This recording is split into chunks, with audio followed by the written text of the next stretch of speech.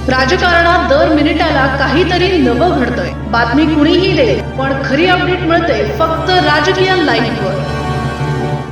संपूर्ण जिल्ह्याचं लक्ष वेधून घेणाऱ्या जिल्हा परिषद भोसे गटासह भोसे व सोनी या दोन पंचायत समिती गणातील निवडणुकीचं चित्र अखेर आज स्पष्ट झालंय।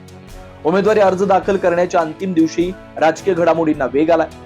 या मतदारसंघात आता तिरंगी आणि चुरशीची लढत होण्याची दाट शक्यता निर्माण झाली।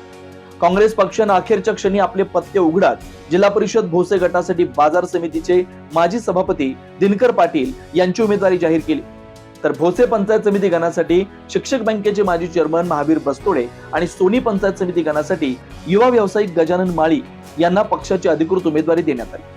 दुसरीकडे भाजपानेही या मतदारसंघात ताकदीने उडी घेत काँग्रेस समोर तगडं आव्हान उभं केलं। जिल्हा परिषद भोसे गटासाठी उद्योजक आशिष जाधव, भोसे पंचायत समिती गणासाठी मनोज पाटील, सोनी पंचायत गणासाठी राजेंद्र माळी यांची उमेदवारी जाहीर करण्यात आली। त्यामुळे लढतीचे राजकीय तापमान चांगलंच वाटलं। दरम्यान काँग्रेसनं निष्ठावंत कार्यकर्त्यांना संधी दिल्यानं काही इच्छुकांनी नाराजी व्यक्त करत बंडखोरीचा झेंडा फडकावलाय। पंचायत समितीचे माजी सदस्य अरुण पाटील यांनी जिल्हा परिषद गटासाठी बंडखोर उमेदवारी जाहीर केली। भोसे पंचायत समिती गणातून तंटामुक्त समितीचे माजी अध्यक्ष वैभव चव्हाण यांनी अपक्ष म्हणून मैदानात उतरत काँग्रेस व भाजपला थेट आव्हान दिले।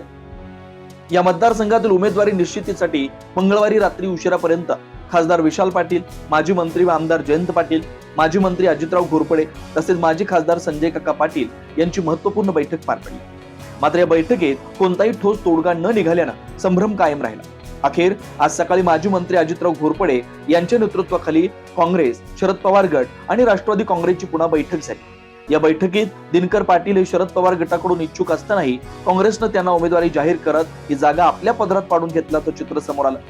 भाजपा, काँग्रेस आणि राष्ट्रवादी काँग्रेस यांनी आपापले उमेदवार जाहीर केल्यानं आता या मतदारसंघातील निवडणुकीची राजकीय आखणी पूर्ण झाली। अपक्ष उमेदवार नेमका कुणाला धक्का देणार, कोणाचं गणित बिघडवणार, याकडे संपूर्ण मतदारसंघाचं लक्ष लागून राहिलं। राजकीय घडामोडींचा सर्वात वेगवान अपडेट फक्त इथेच राजकीय लाईव्हवर। आमच्या YouTube चॅनलला लाईक, शेअर, सबस्क्राईब करा आणि रहा राजकारणाच्या रणभूमीवरील थेट नजरेत।